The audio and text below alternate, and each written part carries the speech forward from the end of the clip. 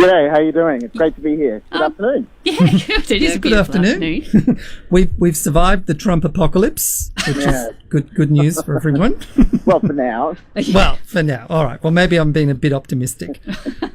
So, Stu, why don't you tell us what you've done, because you've got quite a little healthy resume there. So, most recently, I directed and co-wrote I suppose you'd call it a short feature called Restoration, which is a science fiction film, 50 minutes long. It premiered on 9Go in August, and now it's available for streaming on Stan, which is like a Netflix, but I prefer its content, and that's independent of them putting us on there. Nothing to do with the fact you're on it. No, yeah, I mean, that certainly helps, but, that they have a great array of kind of world movies and independent cinema and a lot of Australian stuff, and we're very excited to be there for people to be able to watch whenever it suits them, and to show that there is an audience in Australia for kind of cerebral science fiction that's homegrown, which is what we are, because that's not something you would normally expect to see on broadcast in this country. And that shows you kind of how streaming is changing the way that people are viewing content and in turn what people are making. So it's a 50-minute feature. Was the intention to put it on TV as like a pilot for a TV series, or? Well, this is an interesting story. I think to me, films are kind of grown more than they are made, and in some ways, as I think of myself as a gardener, as a director, I sit there and cull things out, and this film in particular kind of really took a life of its own. When we started production, it's 2014, we shot it originally. The intention was to make it as a web series, a 3-part web series, like a self-contained story, but release it that way. But as we made the film and we showed it around, Toby Gibson, one of the producers, was able to get interest from Nine and Stan, and we felt that would be a really good home, that people are more likely, like, there's just a difference in the expectation. I mean, streaming services to me are still web, but there's a difference in the expectation and how people relate to it when they go and watch something on YouTube versus going and firing up Netflix or Stan, and we felt that people would watch it as its 50-minute whole, and we thought that for many people would be a better experience. The film does still exist in a web, in different versions, but in Australia, that's how you're going to be able to see it, as a 50-minute streaming and then as broadcast. But it was not our original intention. It's just kind of where the project grew. Okay. And is that your genre of interest, sci-fi? That's where you're... It's only a genre of interest. I think the reason for that, as I like to say, is I think we live in a science fiction present. Yeah. I mean, I'm talking to you now off a mini computer in my pocket that's beaming to you, and then there's going to be audiences listening over the internet, and that's something we take very day-to-day in our lives. And that's often, I think, the course of technology. Once upon a time, the written word was incredibly revolutionary, and the printing press kind of reshaped so much of politics at the time. And I think science fiction often can speak to that, but it also creates this kind of distance, but I think that's probably the wrong word. It allows audiences, you can tell stories that are engaging with social issues or asking questions about the human condition in a way that's entertaining, and that's really important to me, to make a great experience. If people can have an emotional, intellectual experience out of that, that's even better. But would you call yourself more of a visual effects artist primarily, or writer or director, or it's just a big mishmash editor? Well, my background... well, I kind of started in editing. I was very lucky enough, and this probably reveals my age, that I kind of, when I first did my undergraduate degree, now 15 years ago, I was beginning to ride the digital, kind of the commoditization of digital editing. I started editing on Final Cut Pro version 1. And that kind of led into editing as kind of like freelance work, which I still do to this day. But at the time, there was a lot of American productions being shot in Australia, which is it's happening again. The combination of the dollar and tax incentives and everything. And I was lucky enough to get a job working for a company called Rising Sun Pictures, who were working on Superman Returns, and they were interested in my combination of editing background and understanding of post-production and kind of people and project management skills. And so I was lucky to work through visual effects, but, you know, I still always had a passion for editing and storytelling, and I kind of reached this moment about 2010 when I decided to come, well, a little bit before that, when I came down to Melbourne to do my master's at the VCA. So I kind of draw on that background of editing and post-production, and visual effects has been and animation has been an incredible opportunity to watch great filmmakers in slow motion, as I like to watch them work in slow motion. You know, watching George Miller direct a scene in animation, you can actually hear him talk through his process, and it sort of helped me develop an eye and an understanding of image-based storytelling. But coming from editing, that's still very narrative, and that's kind of how it's kind of mishmashed into where we're at. And that's very helpful with a project like Restoration, which is, you know, made possible by an incredible team of people that are really committed to the project. That's the nature of these kinds of projects in Australia. Everyone has to be really committed, and having everyone needs a diverse skill set to make it possible, including myself. So yeah, I did some visual effects on the film, but that was in order to achieve the story we wanted to achieve. And you did land Craig McLachlan, who, of course, people who may not know, they'll know him as the singer of Hey Mona. That was kind of his career hits the Pinnacle. peak there. Yeah.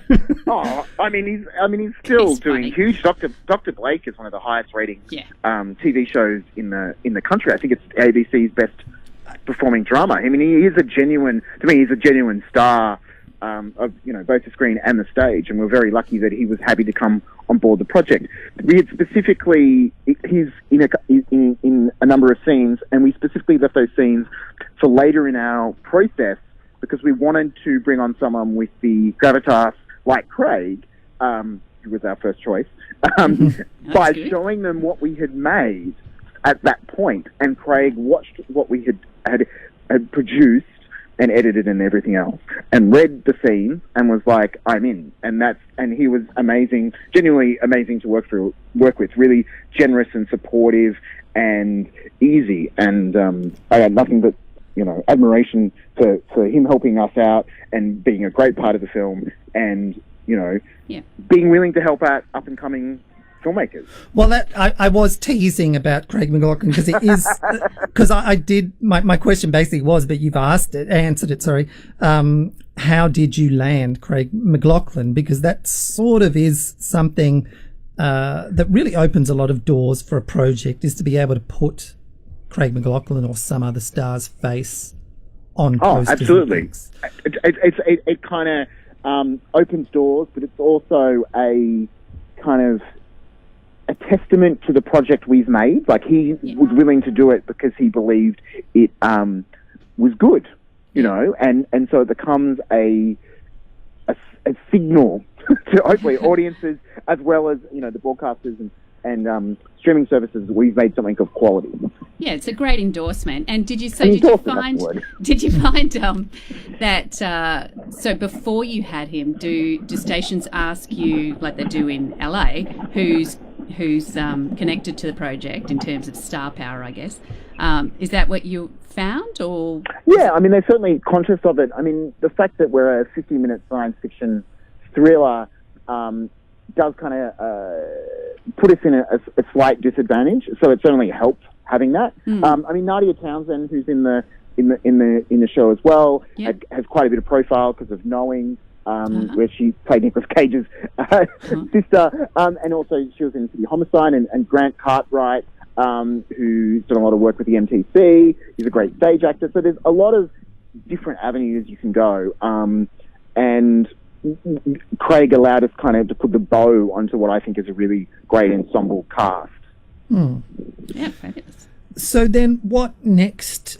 What have you been able to convert this into? So, you know, because we like the idea of book, stage and screen, because often a lot of movies were originally books, and There's a lot of who crossover nowadays. So is there any other way you can cross this over, is I guess what we're asking? Yeah, what have you parlayed it up to? What are you doing now? Well, so we're still obviously hoping that people will go and watch the film on Stan in Australia.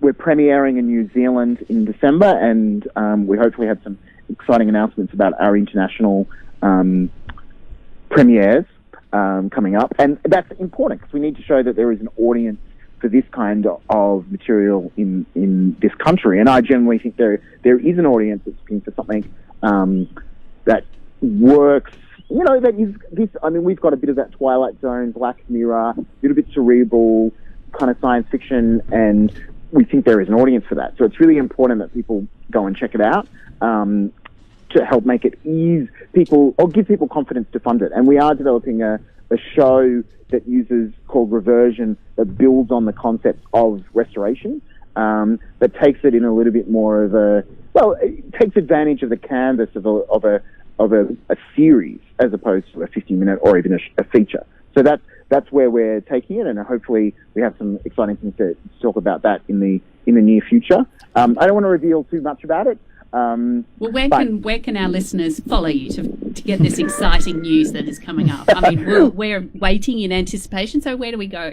Okay, so the website for Restoration is restorationfilm.com, Okay. And that will also link to our Facebook, where we probably give the most newsy updates. Yep. Is on our Facebook page. We're announced premieres, what else is going, but the webpage has got a trailer and links to Stan and other locations where people can find us. So I think that's the best place for people to go and find us there. My personal website, StuWillis.com, StuWillis.com. Yep. It's also got a link to an earlier science fiction film I did called Payload, Okay. which is kind of a family drama set at the base of a space elevator in a dystopian future. Right. Kind of how I sell that. And we're developing that as a feature. I mean, I think the thing with film is some people, the joke which I'm beginning to realize is true, then, is that you make, it's like life is what happens in between. Yeah. It's like the film you make is often the film that happens to get made in between the others you're trying to get made. If that makes sense, Yes. we're trying to Yes. go diverse. We've got feature projects. We've got a comedy series. Great. We've got the series, and we'll see whatever kind of gains momentum to respond to what people are interested in and what gets traction. What gets traction. But I think it's in the zeitgeist maybe. You're preaching to the choir here, but yes. Beautiful. Well, it sounds very exciting. So we can watch Restoration on Stan. Yes. Yep. So those who are on Stan, watch out for it. We're now in. They put us back on the homepage. We were in the science fiction category. We're still in the science fiction category, but they've now added us to Australian cinema. So now it's perfect time because we're back on the front page. Do you actually pretty know? Exciting. Do you know how many views you have? Are you able to? Do you get data like that from Stan? No. Both Netflix and I believe Stan's the same. Try to keep that information kind of commercial in confidence. I believe that it affects their commissioning and acquisition decisions, but they don't necessarily reveal that to the filmmakers, which is possibly a good thing. Creatives are notoriously going to take any tiny little bit of negative and turn it into an absolute mountain. A Trump, yeah. Yeah, so no, we don't have any of that data, but they certainly do. But they're happy with you, and they've got you on your homepage. Well, so they must Back be, on the really. homepage is exciting, Exactly. and I mean that sounds like I'm plugging Stan, but they also have a 30-day free trial, so it's certainly worth signing up. But basically, I think it must be a tick of approval from Stan if they're putting you up. It must indicate that they're getting good results from it. Otherwise, they'd be flicking you off. Yeah, absolutely, and I think it says something that a 50-minute, a short feature can. I think there is a place for that now. A lot of people complain that movies are getting too long because you get your 2.5 hours, or 3 hour Zack Snyder things. But there is a room for a 50-minute self-contained story that you can watch. And I think streaming services, because they don't have to do broadcast schedules, make that a compelling proposition. People come home at the end of a long day. They don't want to watch a 2-hour movie, but maybe they're willing to give a 15-minute self-contained short story that still gives them that kind of emotional journey as a feature. but it's only 50 minutes. So that's kind of, I think it's a good thing. You know, I think there's a good opportunity for emerging creatives in the kind of 50-minute, 60-minute short feature range. Oh, it's great. All right. Well, Excellent. thanks so much for coming in and sharing No, my with pleasure. us. Oh, no, you didn't come in, but thanks over You're that. walking. That's You're walking computer somewhere. You're walking around it. Wonderful. Well, thanks so much for that. Look out for it on Stan and follow you on your social media so that we can find out all this great news. Thanks, All right, Stu. thank you very much. Thanks, Stu. Okay, great. Bye.